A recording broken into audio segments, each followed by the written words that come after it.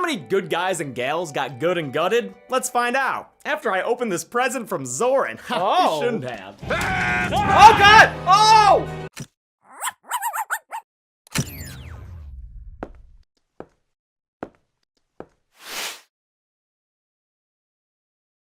Hey guys, my name's Dan, and today's reaction comes from Dead Meat.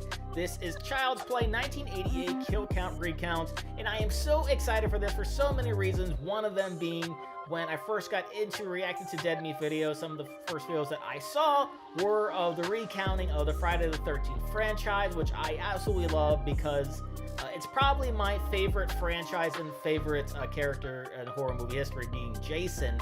And I had so much fun going back and watching all these movies, and this is another set of movies that I am going to absolutely be thrilled to go back and watch, because you can't think about horror and not think about Child's Play and Chucky. It's just right up there. And I mean, I have a pop right over there. It's really cool. I was so excited to get it, and I'm so excited to get into this and learn more about how exactly this movie was made. So if you enjoy hearing about other movies being made and enjoy other Dead Meat videos, I've reacted to a whole bunch of them for you. Link will be in the description. And if you want to see future reactions that I do, you can go right below this video, click the like button, the subscribe button, every notification bell, because not only does that let you see past, present, and future reactions that I do, also helps my channel out a ton. They can go on over and support Dead Meat. If you haven't already, I'll leave a link to the channel down in the description. Without any further ado, let's go. Welcome to the Kill Count, where we tally up the victims in all our favorite horror movies. I'm James A. Janice, and today we're starting our second look at the Chucky franchise, beginning with the original Child's Play. I first covered this series 5 years ago, back when the Kill Count was a much simpler show. As I did with the Friday the 13th series, I'm going to give Chucky a quote-unquote recount, which again has nothing to do with the number of kills being counted, because that's not really what this show is about anymore. Sure. Instead, I'm doing this to take a more in-depth look at one of the most enduring franchises in all of horror. Chucky the Killer Doll is nothing short of horror royalty. Personally, I think when it comes to mainstream audiences, aka not us horror freaks, Chucky might be better known than Jason, Freddy, and Michael. It's debatable for sure, but almost everyone can identify Chucky by both name and appearance, especially if you were around when Bride came out in the late 90s. He was freaking everywhere. I'm doing love scenes God, I remember that. Jennifer Tilly, and you're calling me a dummy? What's even more impressive is how many people are scared of the little fucker. I've said it before and I'll say it again. Anecdotally, there's not a single horror villain who I hear more people say scares them. The Chucky franchise is also pretty unique among the major horror properties when it comes to continuity. While the other slasher bigwigs tend to have sequels that ignore previous installments, the Child's Play series has maintained a consistent storyline throughout all 7 of its films, and into its TV series, which premiered on Sci-Fi and USA in 2021. I'll be covering season 1 on the Kill Count at the end of these recounts, just in time for the season 2 premiere on Wednesday, October 5th. The other awesome thing about the Chucky movies is that even though the story remains unbroken across its 34 years of existence, the movies vary greatly in tone and style, giving viewers a nice sampling of the horror genre. All the sequels, to some degree, are horror comedies, thanks to Chucky's predilection for wisecracks and one-liners. How's it hanging, Phil? Don't fuck with the Chuck. Hey, kid. I'm gonna go kill your sister. Wanna come? But the grounded stories of parts 2 and 3 are way different than the meta-comedies of Bride and Seed, which are different still from the gothic Curse of Chucky and the blinding white clinical Cult of Chucky. Helming the character and franchise throughout all these changes has been Don Mancini, who came up with the idea and co-wrote the script for the original film. Mancini would co-write or write every single Chucky film and direct the last 3 himself before going on to create and run the TV show. He's built a loyal group of cast and crew members who have followed him through all the ups and downs of the series. It's become a family franchise. Literally, there are generations of families working together to bring us more Chucky. I think that's great, just like I think it's great that the series is so gay. As a gay man, Don Mancini was willing to make these movies inclusive even when the US was much more homophobic. In fact, Chucky is probably the most queer-friendly franchise in all of horror. I have a queer kid. You have a kid.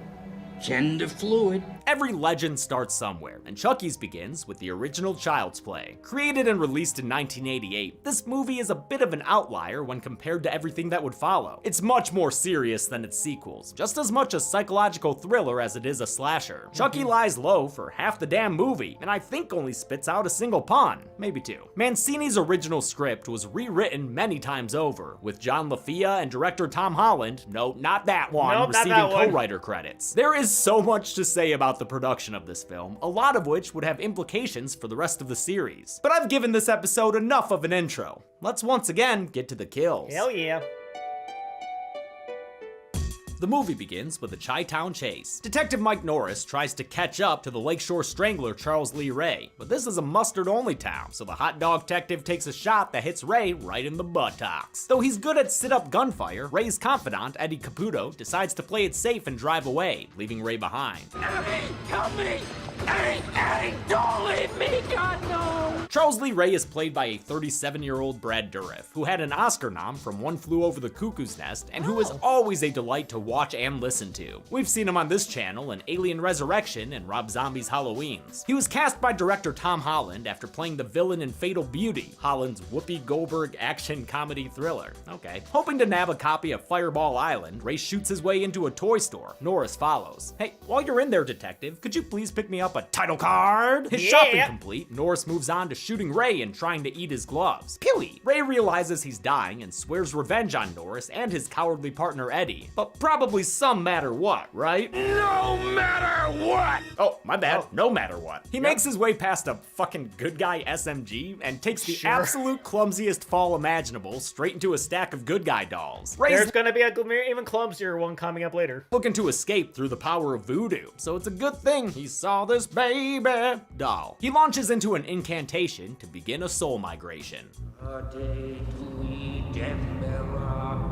Give me the power I beg of you! This brings on a bunch of Gozerian clouds, and eventually, with more chanting, a full-on explosion that sends Mike Norris back in a wire stunt and sets the store on fire all over the place. Hell yeah! I'm obsessed with practical stunts, and it's hard to beat an exploding building. I mean, they blew this shit the fuck up. They really Afterward, did. Mike Norris finds Charles Lee Ray dead among the wreckage. And yes, I'm counting this as a death, even though we all know he just played Hide the Soul. It's the 6th birthday of Andy Barkley, a good guy fanatic whose thoughts echo longtime Dead Meat fans watching this recount. I saw this one. The cute little breakfast monster craps his pajama pants when he sees this on the TV. No, not the terrifying giant Chucky, but the rollout of the latest good guy doll. Hi, I'm Oscar, and I'm your friend to the end. Heidi-ho! Ha ha ha! Oh, Andy, if only you could have wound up with Oscar. I know it's the director who should get credit/blame for child acting, but god damn it, you can't help but be amazed by Alex Vincent. The whole movie rests on this 6-year-old actor, and he nails his part so intuitively. Andy's single mom, Karen Barkley, truly loves her kid, but she can't afford to give him all the horrifying dolls he wants. You want some toys, don't you? Yeah, or maybe he just wanted you to pack those clothes in a size-appropriate box, Seriously, Karen. though. Andy's enthrallment with a toy because of marketing comes from Don Mancini's original script, which he wrote as a student at UCLA. Initially called Batteries Not Included, changed to Blood Buddies due to a Steven Spielberg film, it was a satirical look at advertising, which Mancini's father worked in. Mancini noted the insane popularity of the Cabbage Patch Kids in 1983 and My Buddy Dolls in 85. These toys, along with Trilogy of Terror, Magic, and The Twilight Zone, inspired him to write about a killer doll. Producer David Kirshner bought the script and added the so-called Frankenstein moment when the doll is brought to life. He also came up with the name Charles Lee Ray, based on 3 real men who scared him: Charles Manson, Lee Harvey Oswald, and Ray Romano. James Earl Ray. It's Mancini and Kirshner who have stuck with the series over more than 30 years, which is why they sometimes joke that they're the horror genre's Broccolis, the family who have run the James Bond franchise for decades. Of course, this first movie rules on its own, and a huge part of that is director Tom Holland, who had done Fright Night a few years prior. Holland extensively rewrote Mancini's script, as as did John Lafia, who was brought on by Studio United artists. Holland and Lafia removed the toy marketing through line and made Karen a struggling single mother, which I think was a great choice. She works at the now closed Carson Peary Scott department store downtown. It's the perfect place to get good guy dolls for cheap from Dirty Man. How do we know the damn thing isn't stolen, huh? Steal this! Haha, come along, Maggie. Of course this doll is stolen. Inside, this Karen doesn't want to speak to her manager since he's given her an extra shift tonight. It's my son's birthday. Mrs. Barclay, are you happy with your job here? Yes, of course I am. Then I suggest... Hey, chill out, would you, Walter? Thankfully, her spunky best friend Maggie offers to babysit. Maggie's played by Dinah Manoff, who 10 years earlier was Marty Maraschino in Grease. Marty was like second in command of the Pink Ladies, y'all. Nice. And as the Grease fandom wiki states, the prettiest, hottest, most attractive, and most beautiful member. Yeah, but how'd she look though? Karen's given just enough time before work to deliver a lifetime of trauma to her son. Hi, I'm Andy. What's your name? Hi, I'm Chucky, and I'm your friend to the end. Heidi-ho.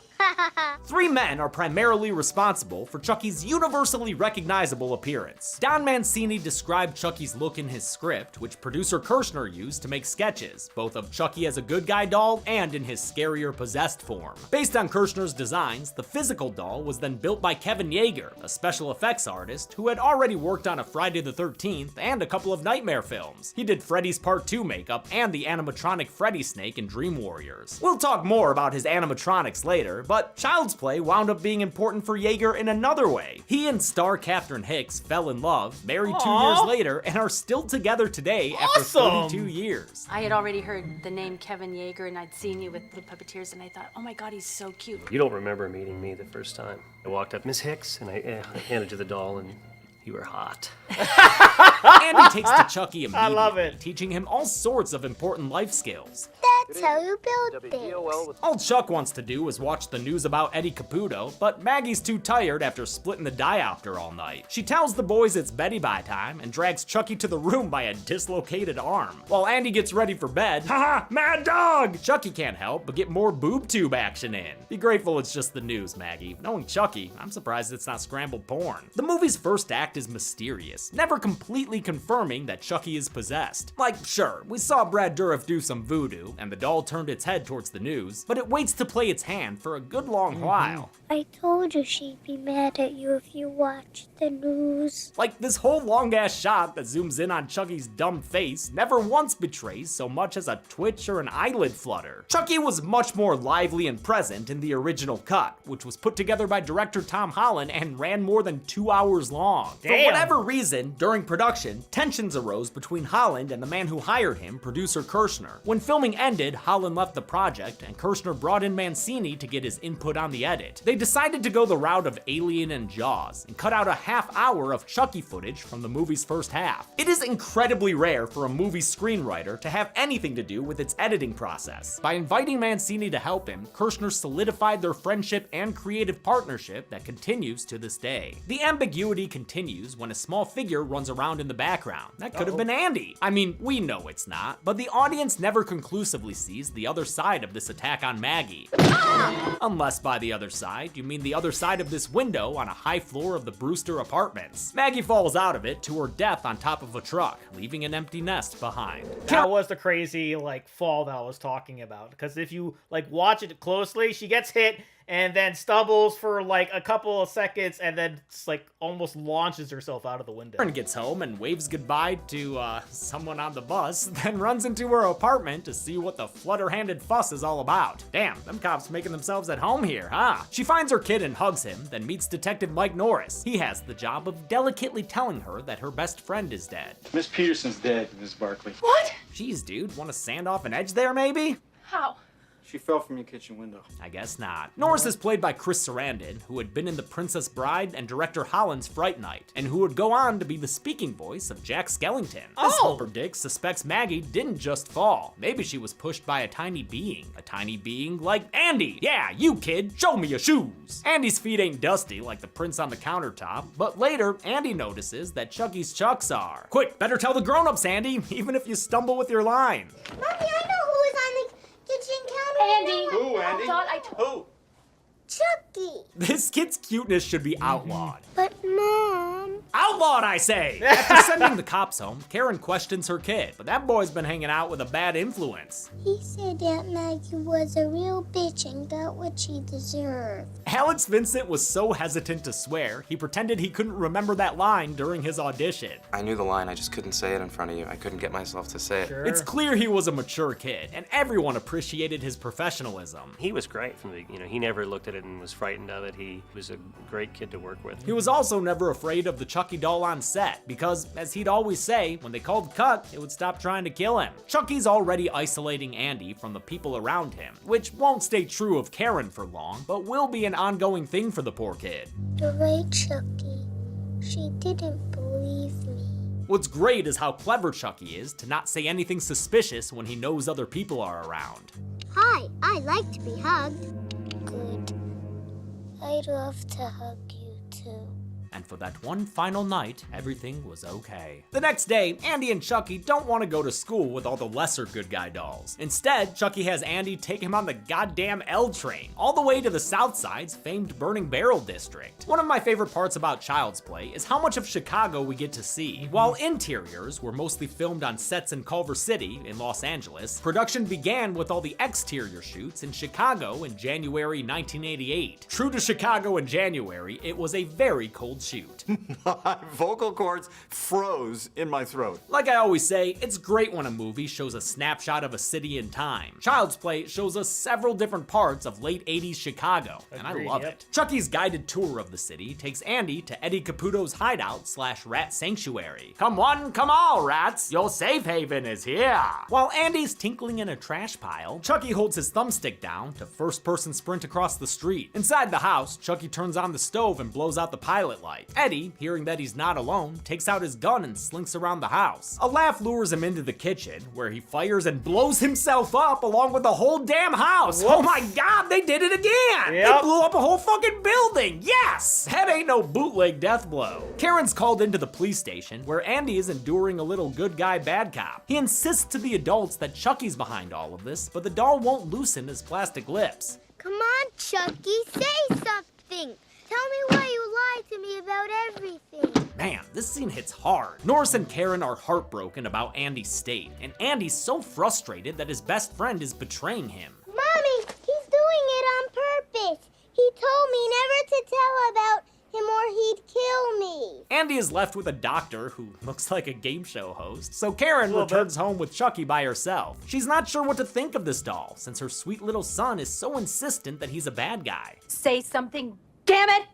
Hi, I like to be hugged. The Chuckster's just about got her fooled when she finds out he's running without batteries, in a chilling reveal done masterfully.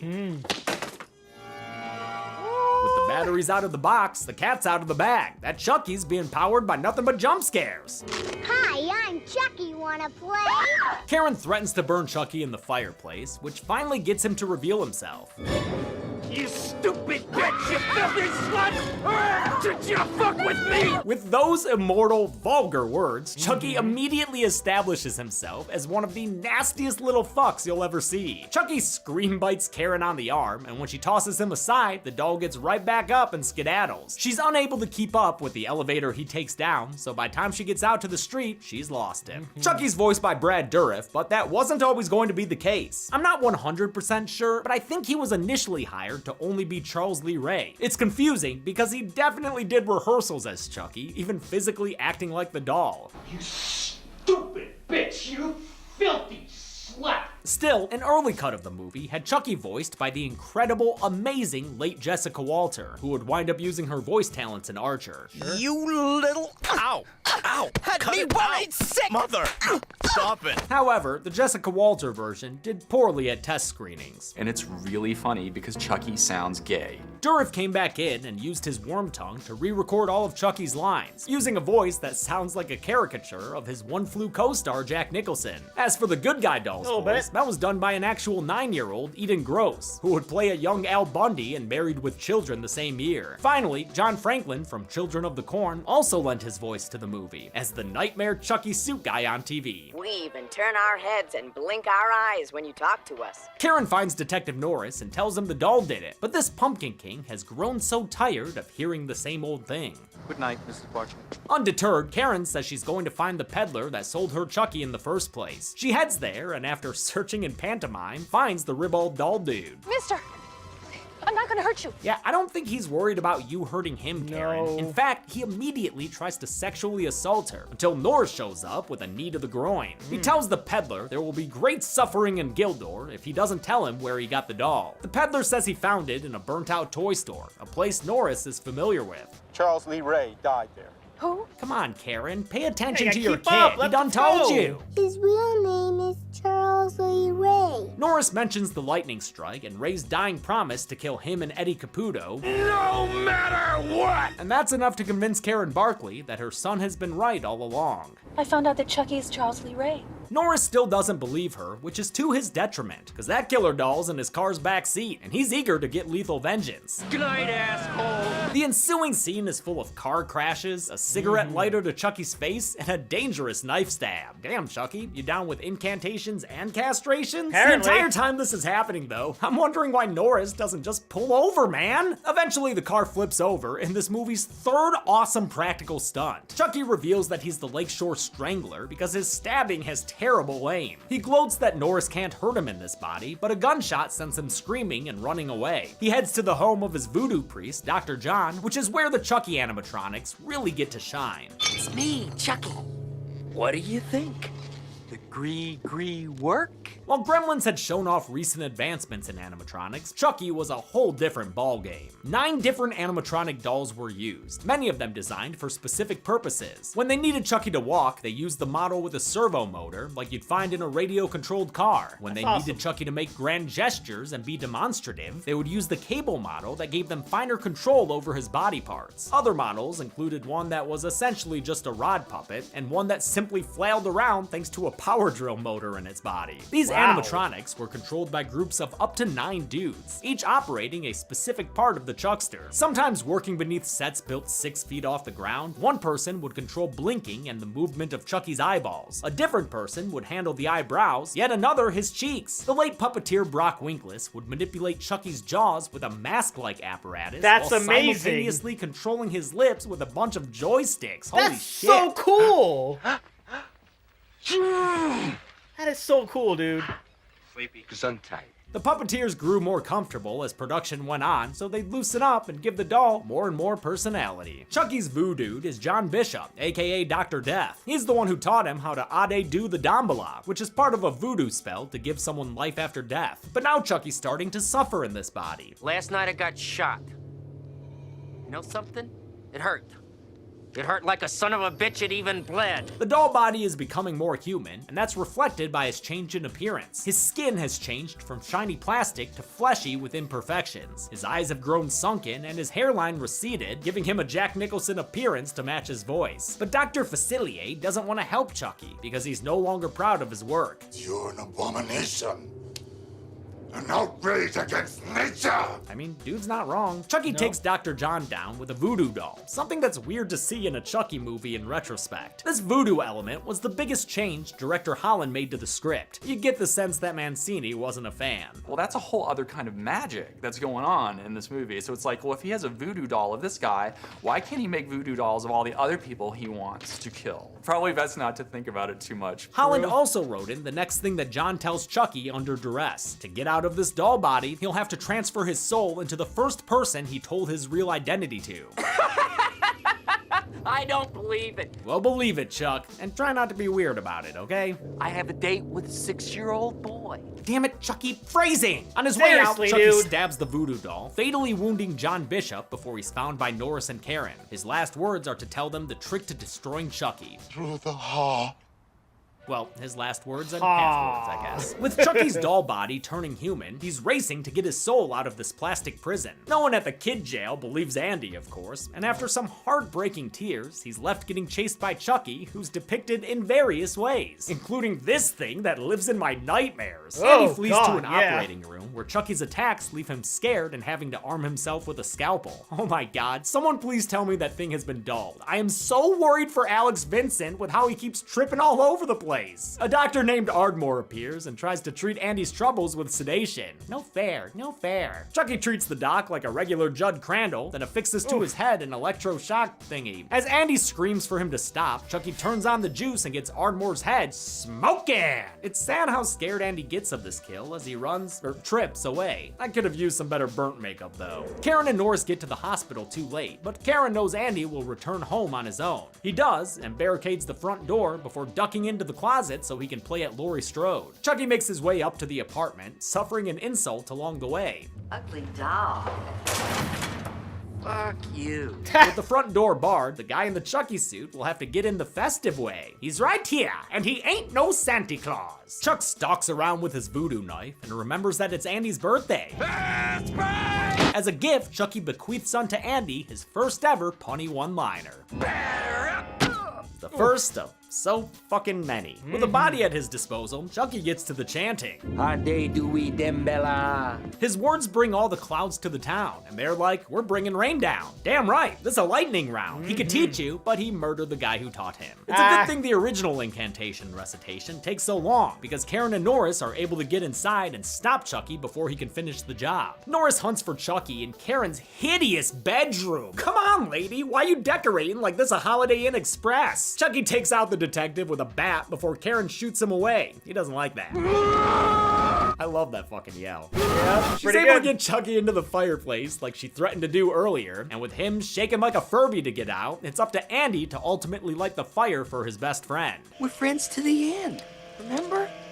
This is the end, friend. What a Awesome line. fire stunt here. What a line. As a flame engulfed Chucky gets out of the fireplace and crawls all around the furniture before finally burning down to a doll-shaped pile of ashes. And that really should be that. Of course it's not. Chucky comes back as a scary-looking burnt boy, even though there's clearly more to him now than there appeared to be a minute ago. Still, can't argue that it doesn't look awesome. Yep. And also very weird as he slowly walks towards Andy. Earlier shots of Chucky running were done with a simple camera dolly, but for the stalking burnt boy shot, they relied on their trusty suit performer. Though he was mostly played by animatronics, Chucky was sometimes a person in a suit. When he runs through the hallway in the background, for instance, he was played by David Kirshner's 2-year-old neighbor, Hunter Marks. But Ed Gale is the true MVP of Chucky's suit performers, and deserves more recognition than he gets. The Michigan-born actor was born with dwarfism, and prior to Child's Play, had been Howard the Duck. He'd later be another killer doll in Dolly Dearest. Gale tried to replicate the movements of Yeager's animatronics. He was also a total boss and did the extended, unforgettable fire stunt. Oh my god! That's incredible! This was done on a set that was built 30% larger than their usual one, since Gale was about 30% larger than a Chucky doll. Ed Gale's work was critical when they couldn't use an animatronic, and boy, did he look terrifying in that Chucky mask. He killed it. Another little chase scene happens, this one with a Shining reference, and eventually Karen starts blasting the doll away. First the head, then a hand, then a leg, like she went to the Joe Biden Police Academy. A couple of shots up close empties the gun and hopefully sends the doll to 7th heaven. And that's when Norris's partner, Officer Mustache, shows up. Dude doesn't believe Norris when he says it was the doll. Come on, this thing? It's just burnt plastic. Absolutely nothing to worry about. Even with Chucky's head cheerleading his body, Karen's able to stop this last attack and toss the torso to the ground. Norris takes aim and fires, finally killing Chucky by shooting him through the heart. It is a nasty sight to see, with a delightful dying doll noise to hear. Hi, I'm Chucky. Wanna play? Yeah, perfect. Though he'll be back later, Chucky's dead for now. Everyone leaves and the movie ends with a totally unnecessary freeze frame. How many good guys and gals got good and gutted? Let's find out. After I open this present from Zoran. Oh. I shouldn't have. Oh god! Oh! Soren, it's at it again. I told you once before, and I'll fucking do it again. 6 people died in Child's Play. 5 dudes, including Chucky as a doll, and 1 Aunt Maggie. And here, we'll have a running tally for this series. Chucky specifically killed 4 people. 1 with a knife, 1 with a hammer, 1 with fire, and 1 with electricity. I like that. Let's see how creative the little bastard gets. Finally, a runtime of 87 minutes left us with a kill on average every 14.5 minutes. I'll give the golden chainsaw for coolest kill to Chucky in his doll form. Whether you include everything he went through in this movie's final sequence, or just the gunshot to the heart, it is gross the way this doll melts and bleeds all over the place. Doll machete for lamest kill will go to Charles Lee Ray the Human. Voodoo escape or not, the Lakeshore Strangler was brought down by some bullets. And you know what? Chuck's a funny guy, so let's do a new award just for this series. The champion Chuckle for funniest part. The inaugural winner probably should be Batter Up, but I'm gonna go with my personal favorite. And that's it. Child's Play came out in 1988 and kicked off one of my all-time favorite horror franchises. I'm so glad to be looking at it again. Same. Until next time, I'm James A. Janice. This has been the Kill Count. On the next Kill Count. The first Child's Play kept its killer doll mostly hidden in the Cabbage Patch. But Child's Play 2 puts the Chuckster front and center as the story moves from the city to the suburbs. After all, the schools are better. Don't forget your lunch. Egg salad. Yeah. Regarded by some as the best of the franchise, Child's Play 2 sees a more world-weary Andy Barclay. It doesn't matter. Wherever I go, Chucky will find me. It also gives us Kyle, the cigarette-smoking foster sister. These things are very bad for you. And an epic finale at the Good Guy Factory. I'm gonna get you, fuckers! If only the whole thing hadn't been shot in constant wide angles, it'd be perfect. Sorry. Well, that's okay. No foul. This week, watch the shortest film in the franchise. Pun intended. That's not funny. Then on Friday, tune in to get your eyes on the Kill Count Recount. Only on Dead Meat. From now on, no more Mr. Good Guy. Child's Play 2 can currently be watched That's interesting because with the Friday the 13th recounts that he did, he would do, I guess, like a regular kill count on the Friday, and then on the Sunday would be another recount. But I guess he's trying to sort of, not necessarily like rush through these, but he wants to get them all done before the second season of the Chucky show, which honestly I'm all for because I love watching all of these movies all over again. I certainly really enjoyed rewatching this. Everything from, as you said, the practical effects were great. You had two exploding buildings. You had a car, not really a car chase because there's no car chasing another car, but a car chasing like scene that was really good. And this child actor who absolutely just makes this movie what it is. Like, the Chucky character himself is absolutely terrifying, but this kid throughout this entire movie just helps so much with that, helps so much with just adding on to the terror with one scene after another. It was just perfectly acted. And again, I cannot stress enough, the child actor just absolutely out acting just everybody in this movie. So that's going to do it for me here. But before I go, I want to give a huge shout out to all my $5 and up supporters on Patreon. Luchadork, Cruising, Wolverine 310, Multi-Disturb, 666, Jordan Bird, Lauren Davenport, Caster Cronage, Amber K, Raymond Bright, Angel Garcia, Joshi, Roadrunner 1967, Chris Curtis, and Gaga Ichima. And if you too like to have your name read at each and every one of my videos, plus many other fun goodies, if you have me react to a past kill count or two, please head on over to patreon.com/TDMReactor. Link will be right there, and a description with many different tiers for you to choose from.